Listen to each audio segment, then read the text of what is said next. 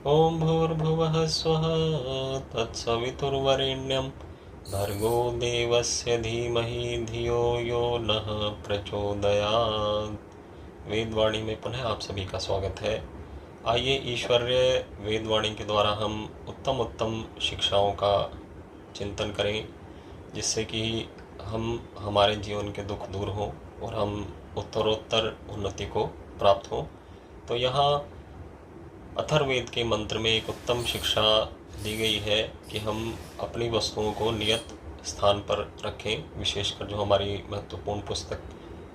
महत्वपूर्ण वस्तुएं हैं, जैसे कोई स्वाध्याय के लिए कोई पुस्तक है अथवा कोई उपयोगी वस्तु है, तो हमें उसको नियत स्थान पर रखना चाहिए, जहाँ से हम उसको सरलतापूर्वक निकाल सकें।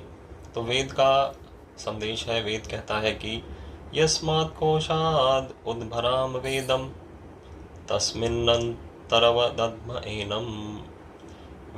वेद मंत्र कहता है, वेदम यस्मात् कोशाद् उद्भराम, कि वेद को जिस कोश से निकालें, कि जिस स्थान से, जिस कोश से, अलमारी से, दराज से हमने वेद को निकाला है।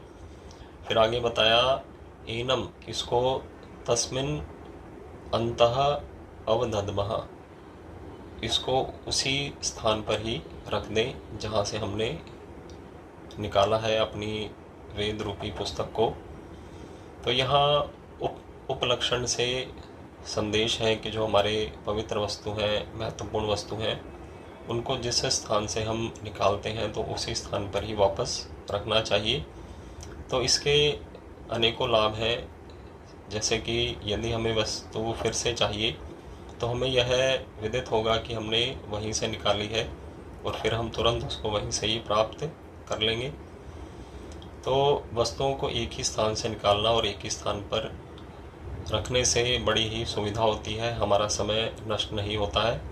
और यदि हमने जिस स्थान से वस्तु को निकाला है, यदि हम उसको वहाँ पर रखते नहीं हैं, तो फिर हमें ढूंढने में बड़ी परेशानी होती है, अफरा तफरी होती है, इधर उधर ढूंढते हैं, हम उसको तलाशते हैं, तो दूसरी वस्तुओं को भी फिर हम इधर उधर पटक देते हैं।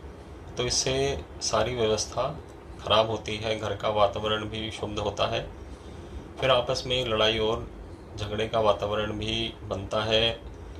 यदि हमने किसी वस्तु को नियत स्थान पर नहीं रखा है तो फिर एक दूसरे पर दोषा अर्पण भी होता है कि तुमने वस्तु को ठीक स्थान पर नहीं रखा है और मुझे ढूंढने में बड़ी परेशानी हो रही है।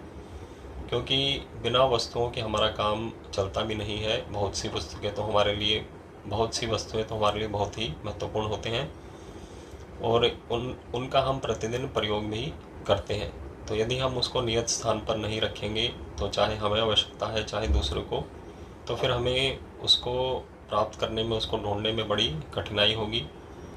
तो हमारा समय भी उसमें नष्ट होगा यदि हमने वस्तु को नियत स्थान पर नहीं रखा है, और घर का वातावरण भी शुद्ध होगा, आपस में लड़ाई झगड़ा होने की संभावना भी रहती है।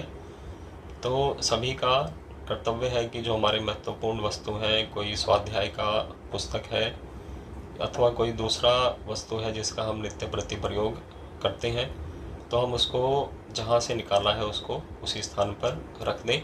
विशेषकर जो वेद रूपी हमारे स्वाध्याय के पुस्तक हैं, जो हमारे पवित्र ग्रंथ हैं, उनको भी नियत स्थान पर रखना चाहिए और उसी स्थान से प्रयोग के लिए निकाल लेना चाहिए। और जब हमारा कार्य समाप्त हो जाए, उनका प्रयोग कर लिया जाए, तो वापस उसी स्थान पर ही रखना चाहिए।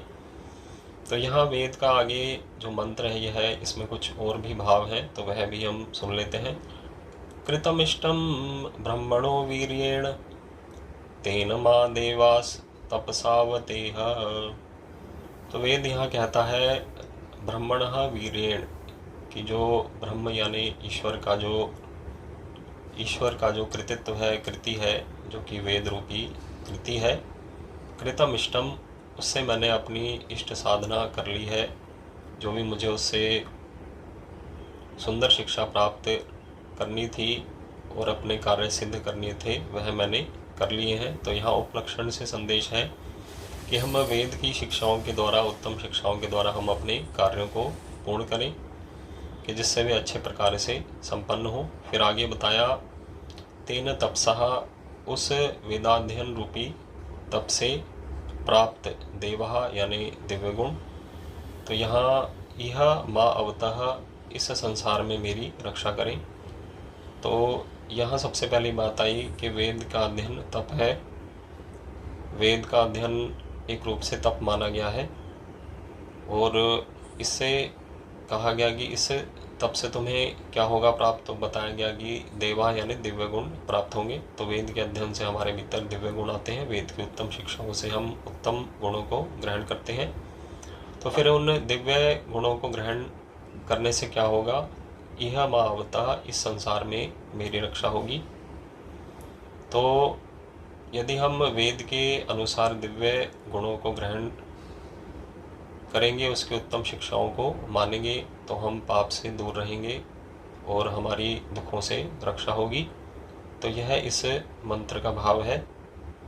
तो सबसे पहली यह शिक्षा हुई कि वेद हमारे पवित्र ग्रंथ हैं, उनको उत्तम स्थान पर बढ़िया कोश में रखना चाहिए। और वेद का अध्ययन समाप्त करने के पश्चात हमने जहाँ से वेद को निकाला है उसी स्थान पर वेद को रख दें। और वेद परमात्मा का कृतित्व है, परमात्मा प्रदत्त निधि है। इसमें प्रदर्शित उपायों और साधनों से ही अपने इष्ट कार्यों की सिद्धि करनी चाहिए। और वेद का अध्ययन एक तप है। वेद के स्वाध्याय से दिव्य गुण हमारे जीवन में आते हैं और वे गुण हमारी रक्षा का कारण बनते हैं।